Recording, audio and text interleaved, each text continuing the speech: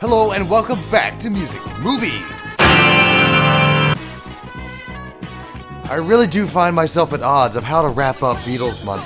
Technically, the final Beatles movie is Let It Be, which was designed to be a documentary on the making of the album of the same name in 1970, their final album.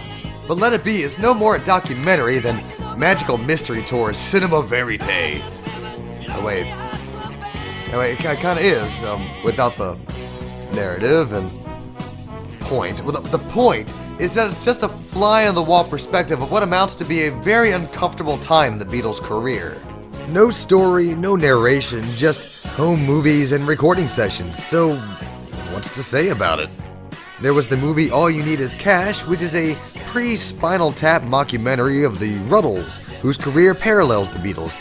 Very Monty Python-esque and starring none other than Neil Innes from the Bonzo Dog Doo-Dah Band. Never gets old saying that. There was also the more recent Across the Universe, who in a very real way extrapolates a narrative from the entire library of Beatles songs in a very creative way. I would talk about this more in depth, but I'm saving that one for its own episode. Besides, those are good examples of using the Beatles catalog, but let's take a gander at the more infamous of Beatles cash-ins. Homages. So, what do you think of when you think of the style of the Beatles? The off-the-wall rock stylings and improvisation of Peter Frampton? Or how about the shiny, slick disco droolings of the Bee Gees? No, of course not. I mean, who in their right mind would think, oh my god, they did? Wow. We'll take a deeper look at that in a second here, but first, let's round out our more intimate knowledge of the Beatles by taking a look at the boy in the back row, Mr. Ringo Starr. Ringo Starr, born Richard Starkey in Ottawa, Canada, just kidding, it was Liverpool of course, became interested in the skiffle craze of the period as many youths did at the time. He began his drumming career with the Raving Texans. On a tour of Hamburg, he met the Beatles and their current drummer Pete Best, and upon returning to Liverpool, became the full-time drummer. Now Ringo is famous for a lot of things, but being a magnificent drummer is not one of them. He is, however, largely responsible for making the percussionist a fully functioning member of the band by introducing the concept of stage presence. Post-Beatles, Ringo cranked out quite possibly more solo albums than the rest of the Beatles combined.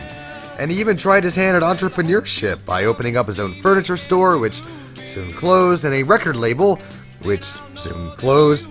He is still touring hard with his current evolution of Ringo Starr and his all-star band, and beyond the groanable title continues to garner acclaim the world over. Now, astute viewers may have noticed a sizable gap of album releases between the last two movies, shooting past 3 releases including the esteemed Sgt. Pepper's Lonely Hearts Club Band. How could this be? Well, in 1978, Universal's all like, well, that shit ain't getting done on its own. Especially since the Beatles broke up 8 years ago. They're like, quick, give everyone as un-Beatly as you can think of and get this thing done.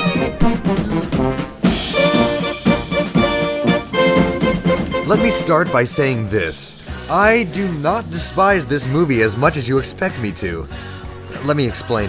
Sgt. Pepper's is, by all definitions, a very sincere love letter to the Beatles from the 4 corners of Hollywood. I mean, the list of bands, musicians, artists, and actors that occupy the credit list of this beast is all-consuming. Damn.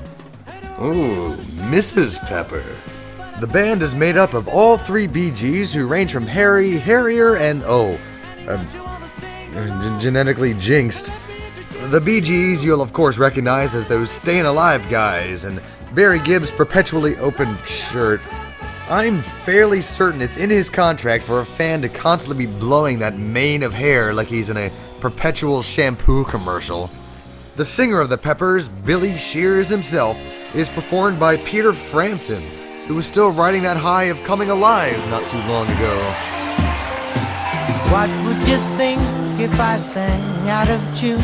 Would you stand up and walk out on me? Now before you get all up in arms about the tightly pantalooned, heavily coiffed falsetto of the Bee Gees tarnishing the sacred cow of all pop music groups, I'm here to tell you, it ain't all that bad. I realize that just cost me a 10-point drop in the popularity polls, but bias aside, the songs up until this point are genuinely fun and well composed. They even let George Burns, who acts as our in-universe narrator, to sing a song. I'm filling the cracks that ran through the door that kept my mind from Now, I wandering. sense a few more of you getting all up in arms again, but I'm here to tell you that all the songs in this movie, and there are more than 25 of them, are all performed by people who have a history in singing. Even Burnsy here has a long-standing history of crooning in his own precancerous way. Eyes look good to me. Okay, so I don't want to hear anything more about how awful some of the covers are, or how misplaced some of the numbers might be, or the unconditionally awful and vapid... Yeah, none of that. The story goes, and yes, there is one of sorts, is that the band has descended from the previous and original LHCB, and they are the local heroes of small-town USA. Our antagonist is mean old Mr. Mustard, played by British comedian Frankie Howard, who I agree, mean old man. just negated my defense of having trained singers. Thanks. Anyway, it's Mustard's charge to steal the super special instruments of the original band, which hold some kind of Irana-style spell of peace, and if removed, somehow lowers their shields to invite wrack and ruin. Or in this case, nasty old corporate greed, and, well, somehow greed is the root of all evil in this world. Stupid 70s and your stick it to the manniness. Eventually, the band is invited out to LA to become big stars, and yeah, we all see where this is going. Yeah, sign your soul to the devil, blah blah blah. Did we see this somewhere before? As soon as the movie transitions to LA to meet the big record bigwig, who's aptly played by Donald Pleasance, who I must insist have a bit role in every single movie ever made, the movie just kind of starts to slide. I mean, the rendition of She's So Heavy is a seriously drawn-out disco migraine strung out for, I kid you not, 10 full-ass minutes. It's here where my patience for the movie, as much as I defended the first 20 minutes, begins to flicker and waver like a tea candle in a typhoon. Actually, a typhoon would completely snuff it out, which my tolerance of this movie did. It would also likely blow away into the air, far, far away, only to return to Earth at terminal velocity into a big pile of horse dung in a farm 3 counties over. That pretty much sums up my love for this movie. A once brightly burning candle, now sitting upside down in a 5-foot-high pile of bullshit.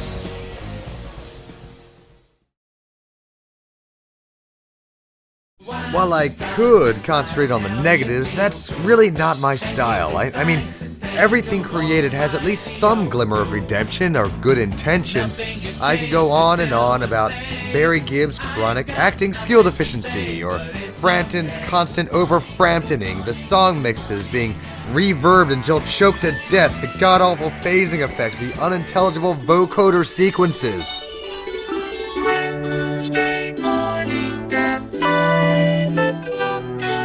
In fact, this is precisely the point where the typhoon hits maximum velocity. I can understand using the funny little Moog synthesizers and vocoders in a goofy side song like Mean Mr. Mustard, but in She's Leaving Home? Really? F***ing really? This is not the kind of song that lends itself well to comedic effect. The song is a heart-wrenching story about a girl seeking freedom from her ununderstanding parents and the pain it causes both sides with the sudden realizations and ramifications of their actions over the past 15 years. And now it's just fodder for novelty music. You lost me, movie. Oh, wait, I said I wasn't gonna focus on the negatives. Well, eventually, Shear's small-town girlfriend, Strawberry Fields... So what, during Strawberry Fields Forever, she's just singing about herself? Narcissistic haybag. So whatever, she stalks him out into Hollywood just to ensure he hasn't instantly transformed from gentle and innocent lover boy to... Wow, he really did that quickly, huh? Now this scene I find exceptionally clever as 2 neighboring billboards pop to life and give a pretty accurate play-by-play of the boy's instant moral degradation. They even call the band Lucy and the Diamonds, which is kinda bordering on Clevertown, but never really immigrated from Stupidsburg. Now this song honestly almost won me back to their side, until...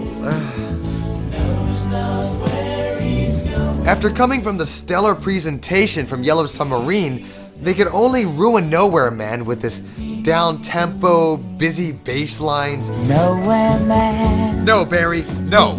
Stay in the background, Barry. Plot dictates that the stolen instruments be recovered, though we still have no idea what for or who was pulling the strings behind everything.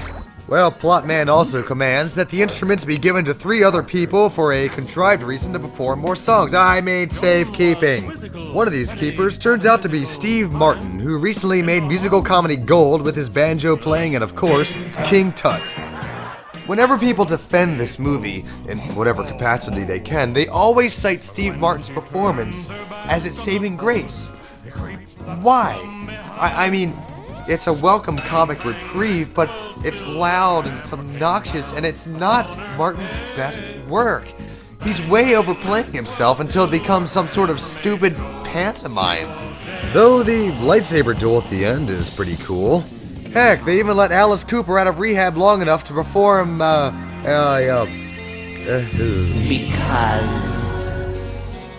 the world is round.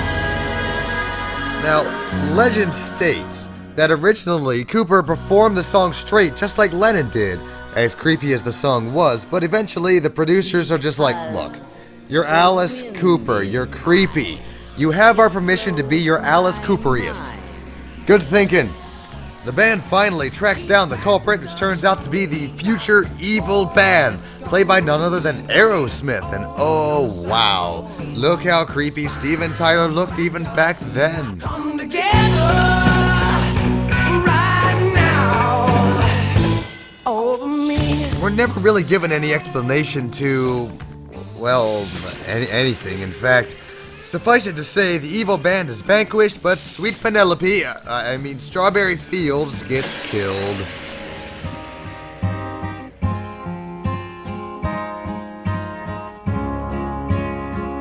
Aw, bullshit she did. Look, the muttonhead just fell off the bandstand. No one even touched her. Hope that dummy is okay. The remainder of the movie are a few of the Beatles' more depressing songs as the band realizes everything that their fame has cost them and the price of turning their backs on their small town.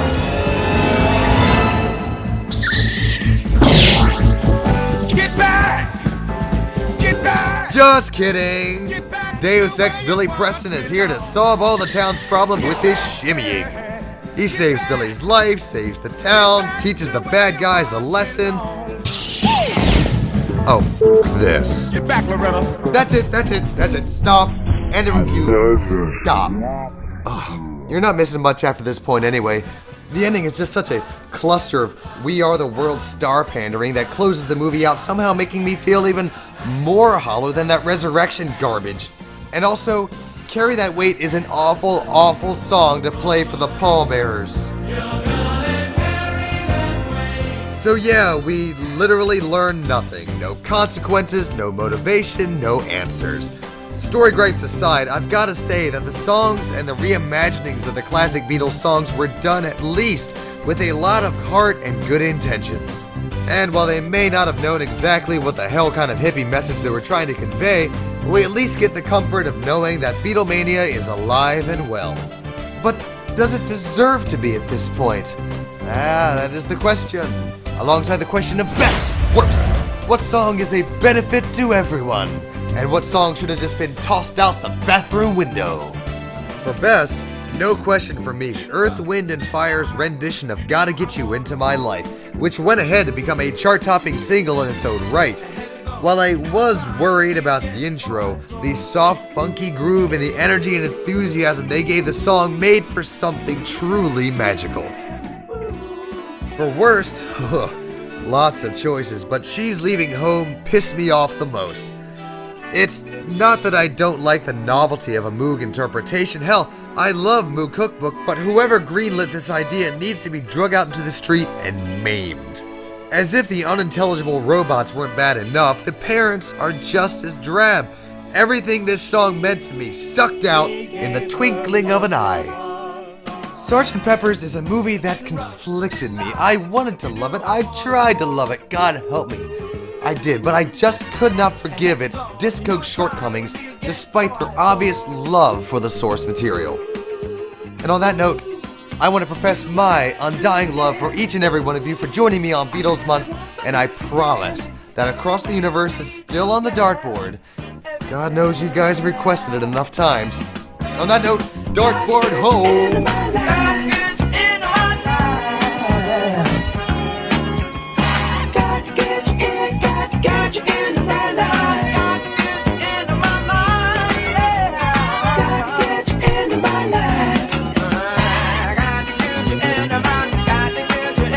Oh, and my top 5 Beatles albums are Hard Day's Night, Abbey Road, Rubber Soul, Magical Mystery Tour, and Sgt. Pepper's. A promise is a promise. Bye!